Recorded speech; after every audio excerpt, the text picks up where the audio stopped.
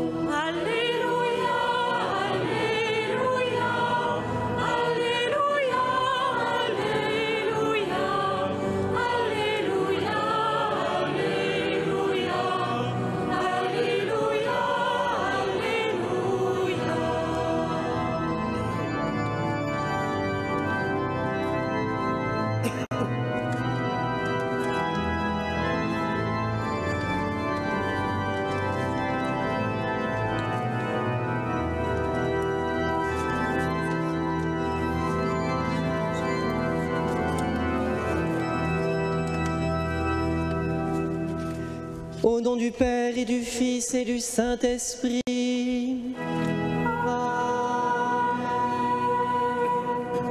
Le Seigneur soit avec vous. Et avec votre esprit. Dieu Trinité, louange à toi, que soit béni ton nom très saint. Toi qui étais, qui est, qui vient, d'un même cœur nous te chantons. Frères et sœurs bien-aimés, en ce dimanche, nous fêtons la Sainte Trinité dans la diversité de ses personnes et l'unité de leur nature, le grand mystère de la foi que nous venons célébrer et chanter. Toute la messe est trinitaire, chers amis. Nous commençons toujours notre prière au nom du Père et du Fils et du Saint-Esprit. Alors qu'en cette Eucharistie, eh bien, nous puissions resplendir de la joie de la Trinité Sainte, qui est l'amour qui se donne. Au début de cette Eucharistie, prenons le temps de nous tourner vers le Seigneur, Père, Fils et Saint-Esprit, pour reconnaître que nous sommes pécheurs, pour reconnaître que nous ne sommes pas dignes de cet amour trinitaire. Je confesse à Dieu Tout-Puissant, je reconnais devant mes frères que j'ai péché en pensée, en parole, par action et par omission. Oui, j'ai vraiment péché. C'est pourquoi je supplie la Vierge Marie, les anges et tous les saints, et vous aussi mes frères, de prier pour moi le Seigneur notre Dieu. Que Dieu Tout-Puissant nous fasse miséricorde, qu'il nous pardonne nos péchés et nous conduise à la vie éternelle.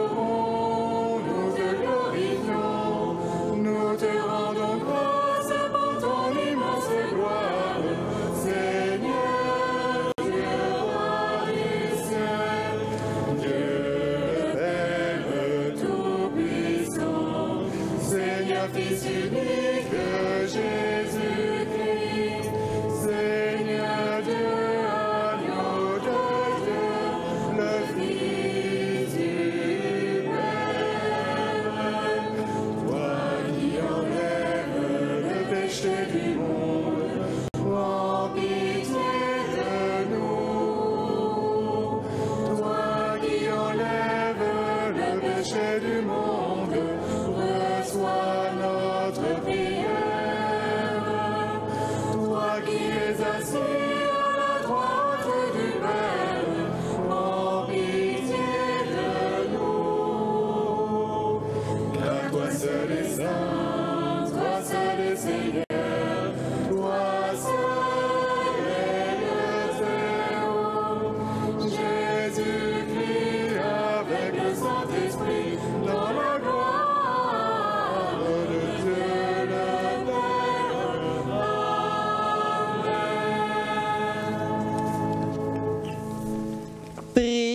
le Seigneur.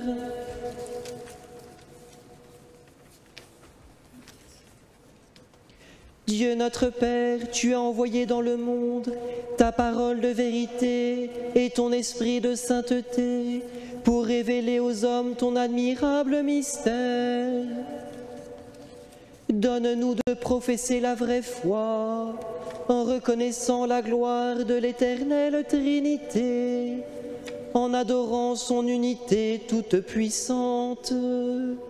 Par Jésus le Christ, ton Fils, notre Seigneur et notre Dieu, qui vit et règne avec toi et le Saint-Esprit, maintenant et pour les siècles des siècles.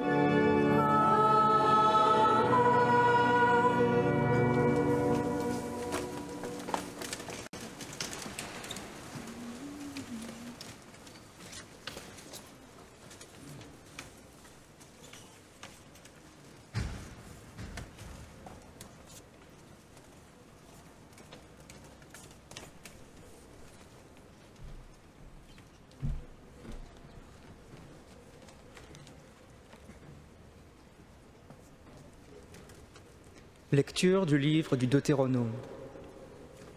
Moïse disait au peuple : « Interroge donc les temps anciens qui t'ont précédé, depuis le jour où Dieu créa l'homme sur la terre.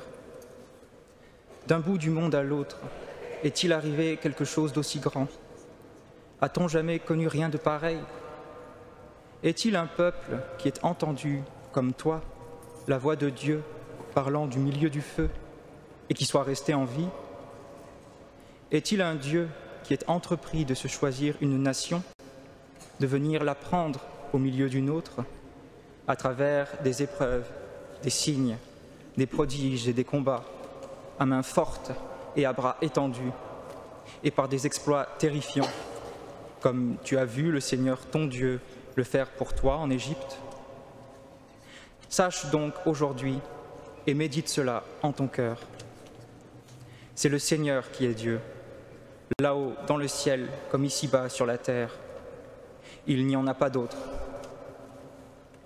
Tu garderas les décrets et les commandements du Seigneur que je te donne aujourd'hui, afin d'avoir, toi et tes fils, bonheur et longue vie sur la terre que te donne le Seigneur ton Dieu tous les jours. Parole du Seigneur.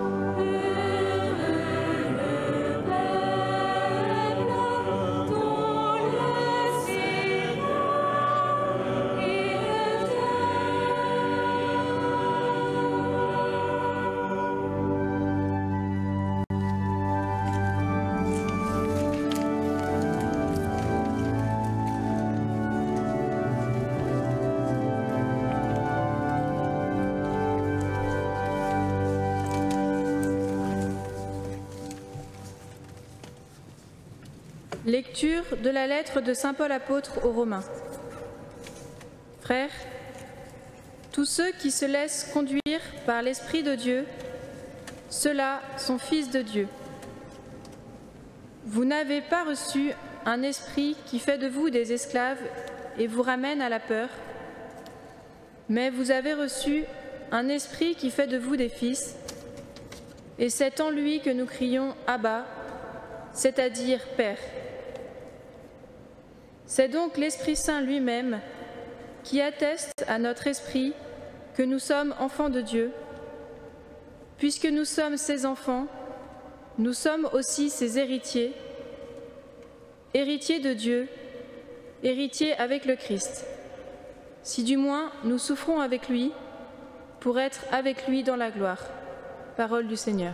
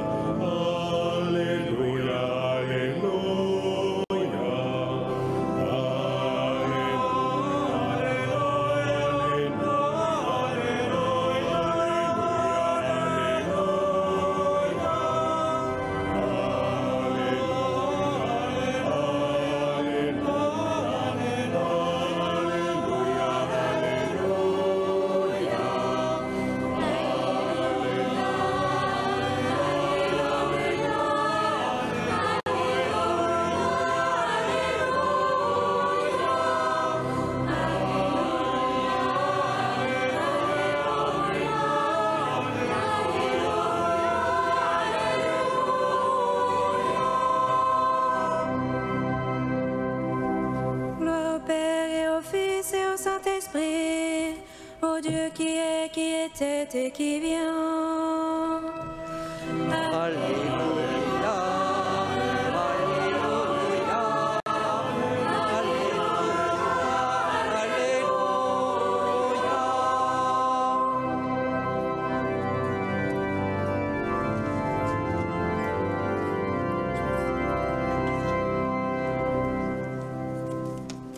Le Seigneur soit avec vous.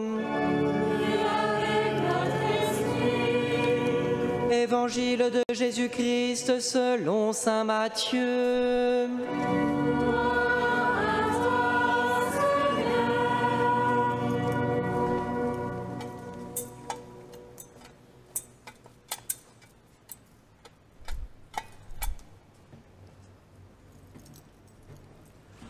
En ce temps-là, les disciples s'en allèrent en Galilée, à la montagne où Jésus leur avait dit de se rendre. Quand ils le virent, ils se prosternèrent, mais certains eurent des doutes. Jésus s'approcha d'eux et leur adressa ces paroles. Tout pouvoir m'a été donné au ciel et sur la terre. Allez de toutes les nations, faites des disciples, baptisez-les au nom du Père et du Fils et du Saint-Esprit. Apprenez-leur à observer tout ce que je vous ai commandé. Et moi, je suis avec vous tous les jours, jusqu'à la fin du monde. Acclamons la parole de Dieu.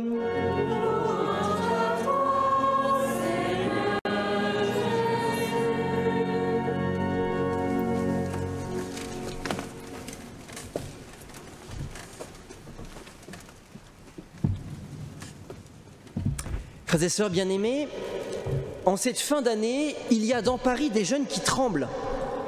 Ils tremblent pour leur admission en master, d'autres pour leurs résultats de Parcoursup fraîchement tombés.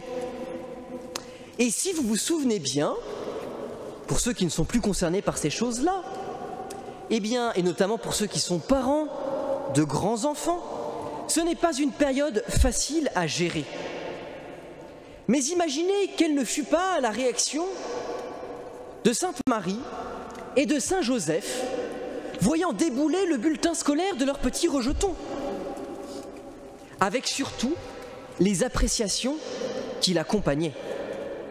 Ainsi donc, à la catégorie mathématiques, le prof de maths a écrit quelque chose du genre « Ne sait quasiment rien faire à part multiplier les pains et les poissons. Ne sait pas faire la distinction dans le calcul entre le salaire d'une journée et d'une heure.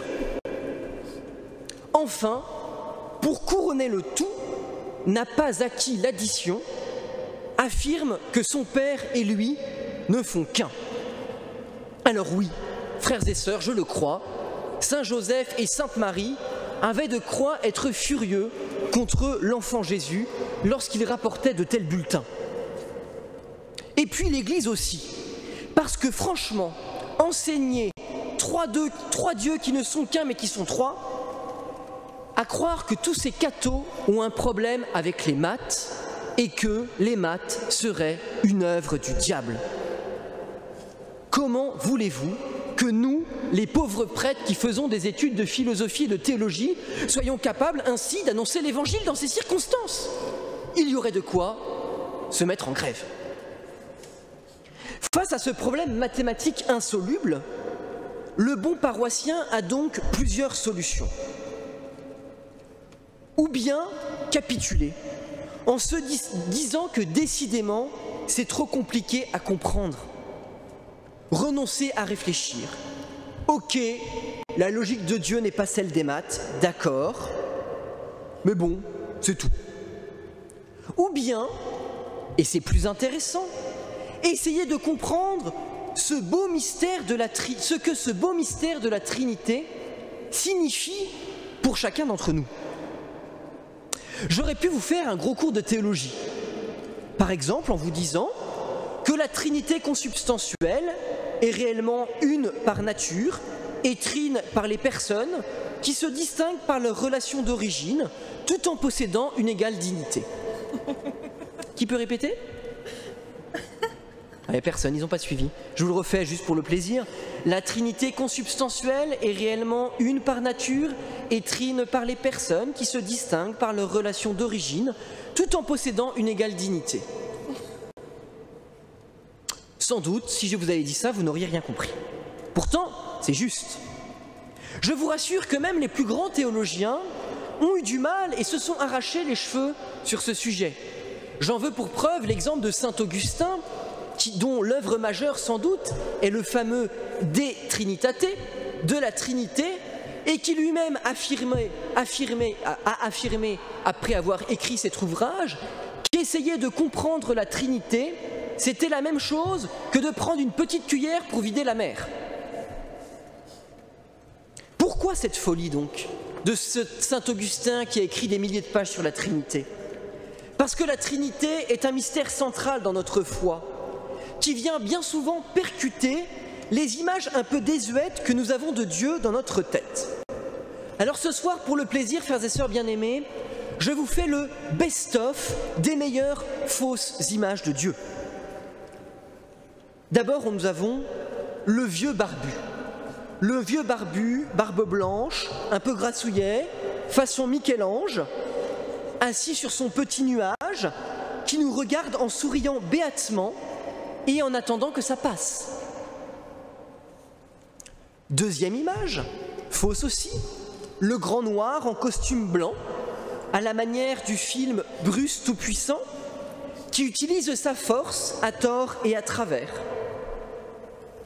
Troisième fausse image de Dieu, qu'il faut décidément sortir de notre petit crâne, l'architecte créateur, qui, une fois les plans du monde tracés, et sa création effectuée, s'en revient dans son paradis, assis sur son grand trône de gloire, et laisse la création s'en aller à sa perte. J'ai le regret de vous annoncer, chers amis, que ce n'est pas ainsi que Dieu révèle son mystère, que ces images d'un Dieu lointain et inaccessible sont fausses, tout simplement fausses, stupides et sans valeur. Au moins ce sera clair, ce sera dit. Le mystère de la Trinité est un mystère dynamique, un mystère d'amour qui nous concerne bien plus qu'on ne veut le croire, et que on ne veut le croire parce qu'il nous concerne en fait dans notre vie quotidienne. Vous voyez, un mystère, dans la théologie, ce n'est ni une glace à la vanille entourée de noisettes avec un cœur fondant au chocolat, ni un secret gardé par un petit groupe sectaire. C'est un élément dont on peut ne voir qu'une seule facette à la fois. Le meilleur exemple du mystère, c'est la boule à facettes en boîte de nuit. Vous aurez beau essayer la boule à facettes, vous ne verrez qu'un certain nombre de facettes à la fois, mais vous serez incapable de voir toute la boule d'un coup. Eh bien, c'est ainsi qu'il faut aborder, chers amis, le mystère de la Trinité comme une boule à facettes dont on ne peut saisir tous les aspects d'un coup. Alors, pour vous faciliter le travail, je vous propose d'aborder une facette du mystère de la Trinité, le don.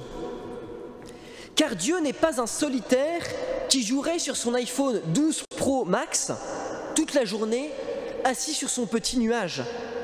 La Trinité est une révélation de l'amour dynamique. Pourquoi donc faut-il être trois? Eh bien tout simplement, frères et sœurs, pour aimer. Parce que comme le dit Saint Jean, Dieu est amour. Pour aimer vraiment, je ne peux aimer qu'un autre que moi.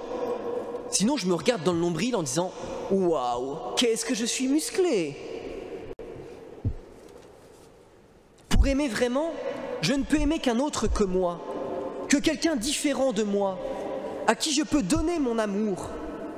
Parce que l'amour ne peut se regarder perpétuellement le nombril ou les abdos. Parce qu'aimer, c'est donner. Parce qu'aimer, c'est choisir que l'autre prenne la première place. Le mystère de la Trinité, dans le mystère de la Trinité, le Père aime le Fils d'un amour absolu. Le Père aime le Fils d'un amour absolu. Le Fils, lui, prend tout ce qu'il reçoit du Père et le redonne au Père.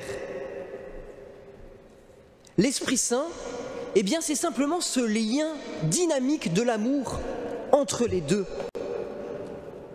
Pour mieux comprendre, postons-nous à la sortie de la célébration d'un mariage. Vous savez que c'est un peu à la mode. Cet été, je crois que j'ai genre 8 mariages à célébrer. Formidable. Et donc, j'ai un peu d'expérience dans ce que c'est que le mariage. Alors, vous voyez, c'est très amusant, la sortie d'un mariage. Vous avez Jules et Julie qui s'aiment d'un amour tendre. Et vous voyez, ils vont s'aimer. C'est magnifique. Et on va leur dire, comme dans les bons contes de Walt Disney, ils se marièrent et eurent beaucoup d'enfants. Il y a quelques-uns qui suivent. Ils se marièrent et eurent beaucoup d'enfants. Vous voyez, cet amour de Jules et de Julie peut porter du fruit en donner naissance à Julien, par exemple, leur enfant. Aucune des trois personnes n'est identique. Et pourtant, ils sont unis par un même amour. L'amour des deux parents ensemble est le fruit de cet amour qu'est l'enfant. Ce qui fera dire à Saint Jean-Paul II cette phrase que j'aimerais que tous ceux qui s'aiment, tous ceux qui sont mariés, tous ceux qui vont se marier, tous ceux qui aspirent au mariage connaissent par cœur, au moins autant que l'échange des consentements. Jean-Paul II dira que l'homme et la femme, dans la communion de leur amour, dans la communion charnelle de leur amour, sont icônes de la communion des personnes divines. C'est-à-dire, si vous voulez comprendre ce qu'est la Trinité, mariez-vous et faites l'amour dans le mariage. Vous comprendrez ce qu'est la Trinité. C'est qu'une comparaison, mais ça peut nous aider à comprendre les choses. Vous voyez, si Dieu est une circulation d'amour, une communion d'amour, eh bien voilà quelque chose qui devrait nous concerner tous au plus haut point. Parce que la Trinité n'est donc pas un problème mathématique insoluble au prime abord, mais plutôt une dynamique de l'amour. Mais attention, ce n'est pas un amour façon série télé du style « Les Feux de l'amour ». 11 500 épisodes, s'il vous plaît. Ni un amour vécu sur Tinder, mais un amour solide, un amour qui est un don. Aimer pour le Père, c'est donner à son Fils. Aimer pour le Fils, c'est redonner au Père. L'Esprit Saint n'étant, encore une fois, que ce lien d'amour entre les deux. Ce n'est pas une parole en l'air, mais c'est prendre au sérieux le mystère de la croix, du Christ qui donne tout, sans réserve. La fête de la Trinité, c'est donc, et c'est là que ça nous concerne, l'occasion de faire le point sur nos relations d'amour et d'amitié. Est-ce que nous nous aimons les uns les autres dans l'amitié, dans la fraternité, dans l'amour conjugal, comme la Trinité qui s'aime, en donnant, en s'oubliant soi-même? Ou bien est-ce que je cherche dans mes relations à prendre pour moi-même? Est-ce que je veux le meilleur job pour moi, la meilleure séance de sport pour moi, le plaisir pour moi, la meilleure part du gâteau pour moi? Ou bien est-ce que je veux aimer, c'est-à-dire que je veux le bien de l'autre, je veux pas faire passer l'autre avant moi, je veux qu'il ou elle s'épanouisse, devienne meilleur, plus fort, plus grand, plus sain, plus beau, plus chaste, plus droit, plus juste, plus vrai, plus simple. Notre joie de chrétiens, frères et sœurs, en contemplant la Trinité, c'est de donner sans compter, de donner notre vie par amour. Oui, chers amis, nous avons la joie d'avoir un Dieu qui nous apprend le chemin de la joie véritable et de l'amour. En nous donnant en vérité, en aimant en vérité, nous prenons le chemin de ressembler à Dieu, de ressembler à l'amour trinitaire. Puisse donc, frères et sœurs, cette messe de la Trinité nous offrir un voyage sur les rives de l'amour véritable, non pas vers ceux de l'île Trinité, dans les Caraïbes, mais bien un voyage vers les rivages de la Trinité bienheureuse, modèle de tout amour, au nom du Père et du Fils et du Saint-Esprit. Amen.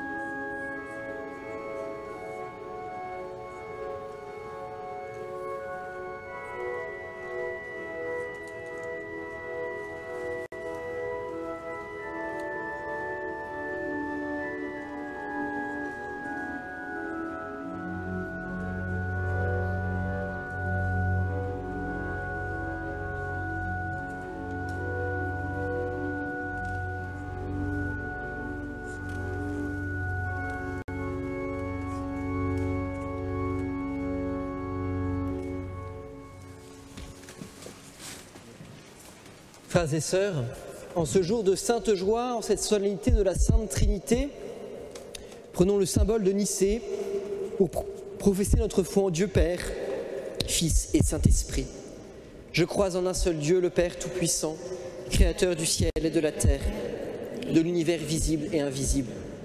Je crois en un seul Seigneur Jésus-Christ, le Fils unique de Dieu, né du Père avant tous les siècles. Il est Dieu, né de Dieu, lumière née de la lumière, vrai Dieu né du vrai Dieu, engendré, non pas créé, de même nature que le Père, et par lui tout a été fait. Pour nous les hommes et pour notre salut, il descendit du ciel. Par l'Esprit Saint, il a pris chair de la Vierge Marie et s'est fait homme. Crucifié pour nous sous Ponce Pilate, il souffrit sa passion et fut mis au tombeau. Il ressuscita le troisième jour, conformément aux Écritures, et il monta au ciel. Il est assis à la droite du Père. Il reviendra dans la gloire pour juger les vivants et les morts, et son règne n'aura pas de fin. Je crois en l'Esprit Saint, qui est Seigneur et qui donne la vie. Il procède du Père et du Fils. Avec le Père et le Fils, il reçoit même adoration et même gloire. Il a parlé par les prophètes. Je crois en l'Église, une, sainte, catholique et apostolique. Je reconnais un seul baptême pour le pardon des péchés. J'attends la résurrection des morts et la vie du monde à venir. Amen. Frères et sœurs, rassemblés pour la prière commune, supplions le Seigneur très bon, Père, Fils et Saint-Esprit, pour nous-mêmes et pour tous les hommes.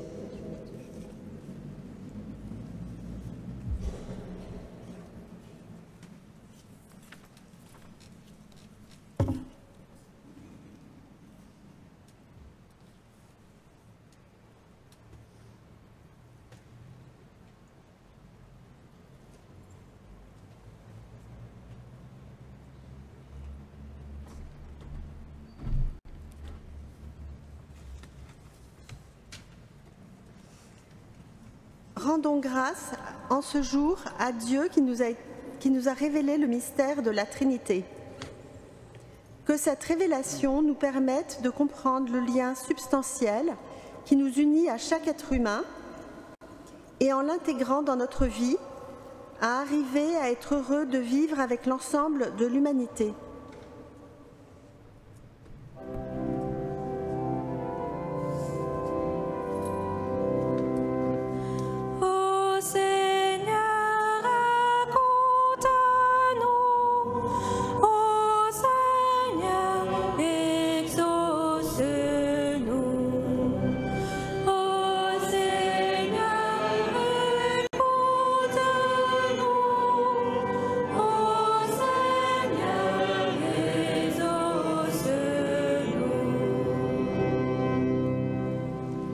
Rendons grâce pour les personnes qui, à travers le sacrement des malades, reçus ce dimanche dans notre paroisse, offrent à Dieu leur maladie pour qu'elle devienne un lieu de glorification de l'homme et donc de Dieu.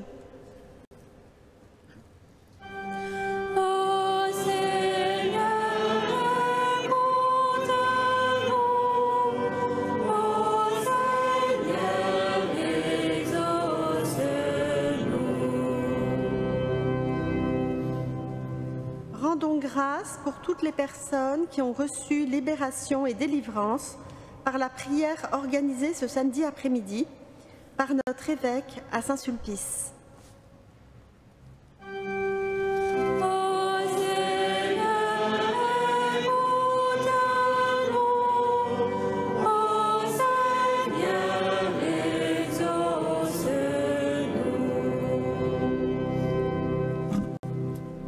Dieu qui sauve tous les hommes et ne veut en perdre aucun, écoute la prière de ton peuple et donne-lui la joie d'être exaucé. Par Jésus le Christ, notre Seigneur.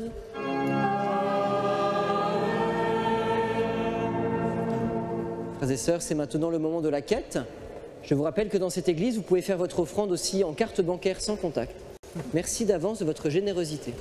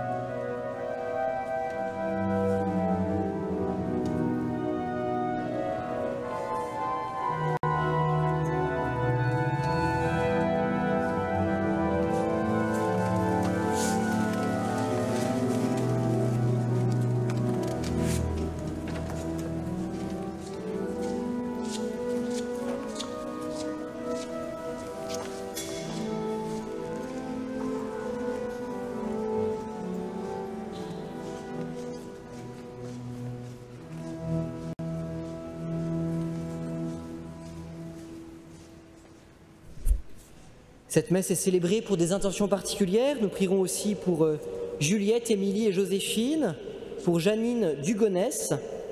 Nous prierons également pour Bruno, Raymond, Michel et pour les âmes du purgatoire. Prions ensemble au moment d'offrir le sacrifice de toute l'Église. Pour la gloire de Dieu et le salut du monde. Sanctifie, Seigneur notre Dieu, le sacrifice sur lequel nous invoquons ton nom très saint. Et par cette Eucharistie, fais de nous-mêmes une éternelle offrande à ta gloire. Par Jésus le Christ, notre Seigneur.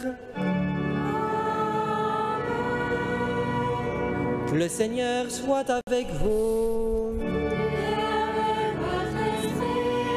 Élevons notre cœur. Rendons grâce au Seigneur notre Dieu.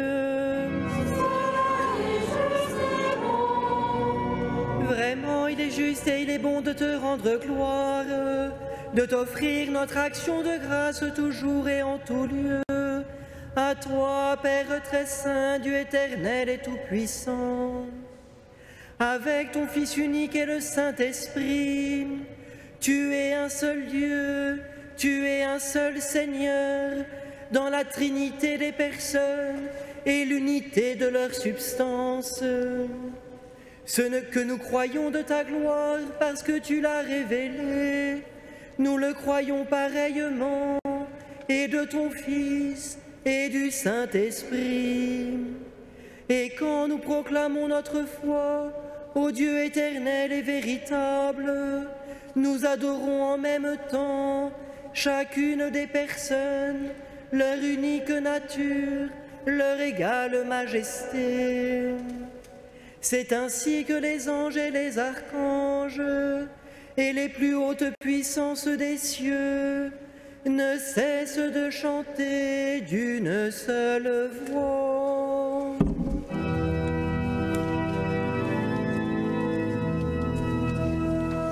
Sanctus, Sanctus, Sanctus, Dominus Deus,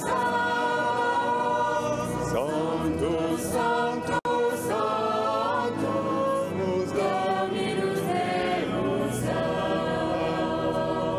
Levis Sugeri et terra, Gloria Tua, Hosanna, Hosanna, Hosanna, in excelsis Deo, Hosanna, Hosanna, Hosanna, in excelsis Deo, benedictus qui venit, in nomine Domini, Hosanna, Hosanna, Hosanna, in excelsis Deo, Hosanna, Hosanna, Hosanna, in excelsis Deo.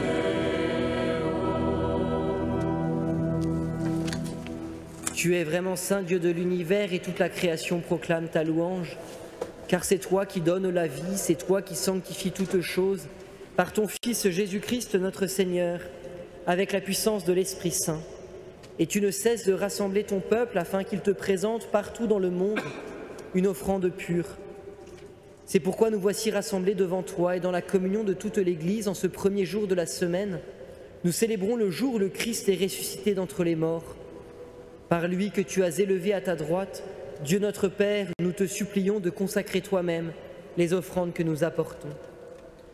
Sanctifie-les par ton Esprit, pour qu'elles deviennent le corps et le sang de ton Fils, Jésus-Christ notre Seigneur, qui nous a dit de célébrer ce mystère. La nuit même où il fut livré, il prit le pain. En te rendant grâce, il le bénit, il le rompit et le donna à ses disciples en disant : Prenez et mangez-en tous, ceci est mon corps livré pour vous.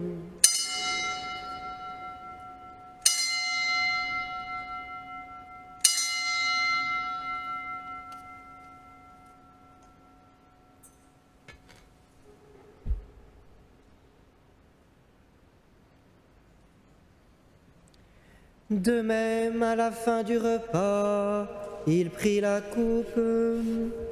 En te rendant grâce, il la bénit et la donna à ses disciples en disant: Prenez et buvez-en tous, car ceci est la coupe de mon sang, le sang de l'alliance nouvelle et éternelle, qui sera versé pour vous et pour la multitude, en rémission des péchés.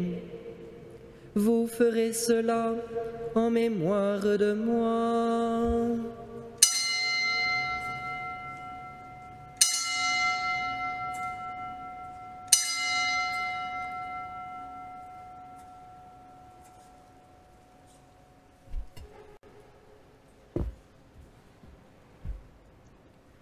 Il est grand le mystère de la foi.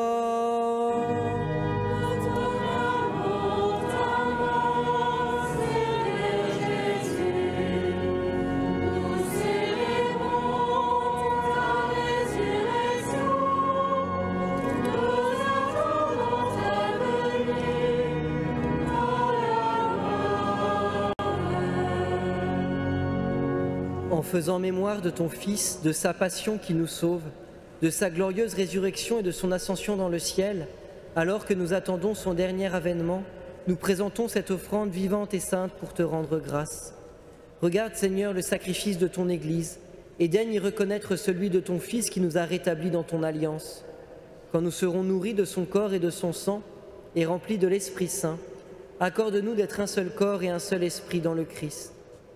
Que l'Esprit Saint fasse de nous une éternelle offrande à ta gloire, pour que nous obtenions un jour les biens du monde à venir, auprès de la Vierge Marie, la bienheureuse Mère de Dieu, avec les apôtres, Saint Joseph son époux, les apôtres, les martyrs, Saint Sulpice, Sainte Jeanne d'Arc, et tous les saints qui ne cessent d'intercéder pour nous.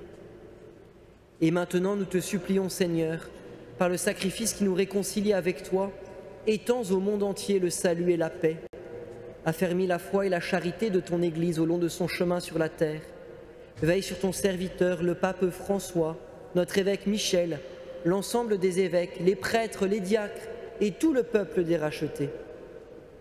Écoute les prières de ta famille assemblée devant toi et ramène à toi, Père très aimant, tous tes enfants dispersés. Pour nos frères défunts, pour les hommes qui ont quitté ce monde et dont tu connais la droiture, nous te prions.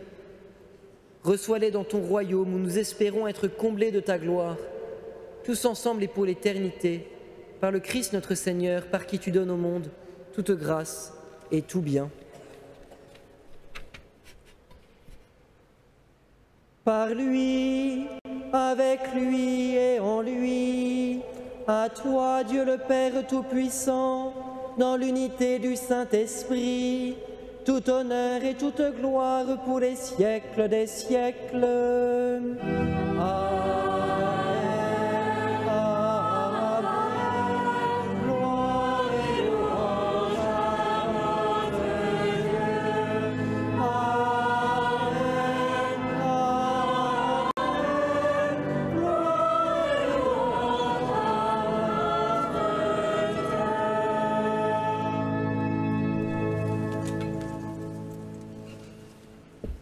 Comme nous l'avons appris du Sauveur et selon son commandement, nous osons dire: Notre Père, qui es aux cieux, que ton nom soit sanctifié, que ton règne vienne, que ta volonté soit faite sur la terre comme au ciel.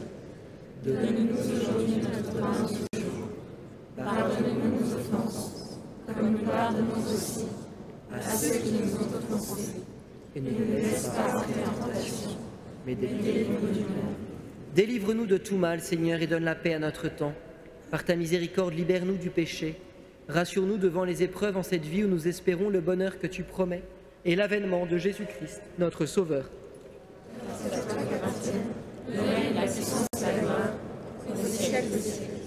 Seigneur Jésus-Christ, tu as dit à tes apôtres: je vous laisse la paix, je vous donne ma paix.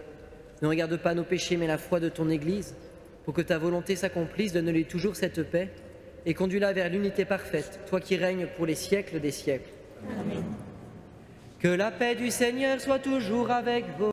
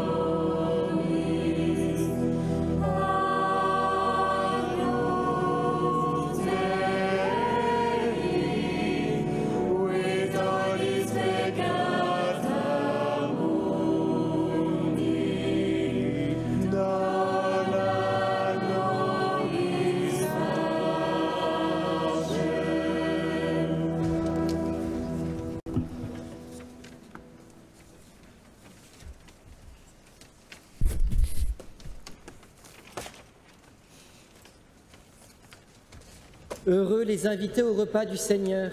Voici l'agneau de Dieu qui enlève le péché du monde. Je ne suis pas digne de te recevoir, mais dis seulement une parole et je serai guéri.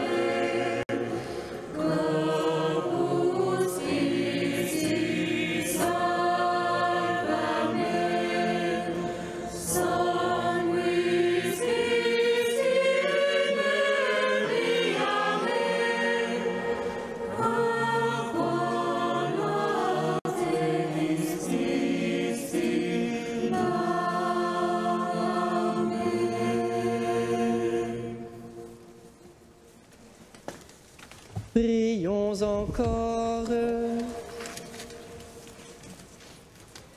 Puissions-nous trouver, Seigneur, le salut de l'âme et du corps dans le sacrement que nous avons reçu, tandis que nous affirmons notre foi en la Trinité éternelle et sainte, comme en son indivisible unité, par Jésus le Christ, notre Seigneur.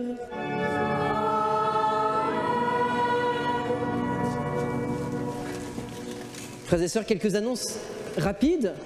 D'abord pour remercier le Chœur Saint-Sulpice de sa présence chantante, de nous aider à prier comme chaque mois. Merci à eux de veiller à la beauté liturgique de ces messes du dimanche soir en animant une fois par mois. Vous savez que nous avons la chance d'avoir plusieurs chœurs dans notre paroisse. Merci en tout cas à eux de venir avec fidélité. Merci aussi de la fidélité des servants de messe qui petit à petit se rôdent.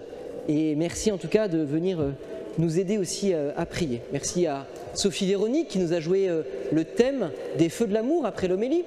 Si vous avez reconnu les 11 500 épisodes. Merci à Louis Julien de tenir l'orgue avec fidélité et souplesse.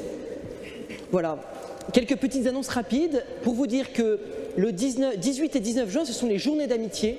Les journées d'amitié, c'est quoi? C'est un moment super important de la vie de la paroisse, pour plusieurs raisons. Déjà, ça nous permet de nous retrouver avec différents stands conviviaux, avec des choses à acheter, etc.